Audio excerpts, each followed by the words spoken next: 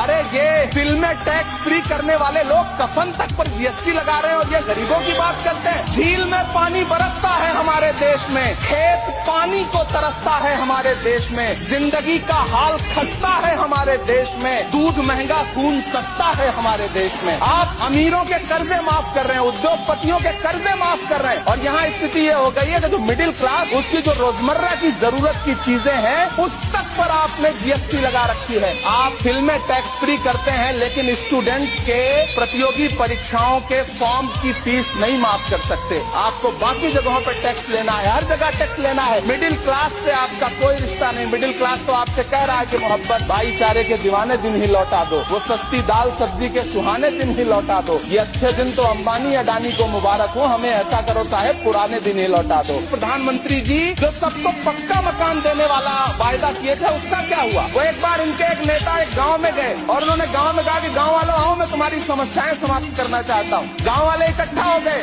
नेताजी ने गांव वालों से कहा बताओ तुम्हारी दो समस्याएं बताओ, मैं दोनों समस्याओं का यहीं पे समाधान करूंगा। तो गांव वालों ने कहा साहब हमारी पहली समस्या है कि हमारे यहाँ कोई हॉस्पिटल नहीं है। तो नेताजी ने मोबाइल निकाला, कहीं फोन मिलाया और मिला के फोन पे पता नहीं क्या कुछ कहा कि यहाँ गाँव में हॉस्पिटल नहीं है, हॉस्पिटल तुरंत यहाँ हॉस्पिटल चाहिए। गाँव वाले खुश हो गए कि 1 मिनट में यहाँ हॉस्पिटल आ रहा है। अगली समस्या के बारे में उन्होंने नेताजी ने गाँव वालों से कहा कि मैंने आपकी पहली समस्या समाप्त कर दी, दूसरी समस्या बताओ। तो गांव वालों ने कहा साहब इस गांव में कोई भी मोबाइल का नेटवर्क ही नहीं है। ये है इनके काम करने का तरीका, ये है झूठ बोलने का तरीका।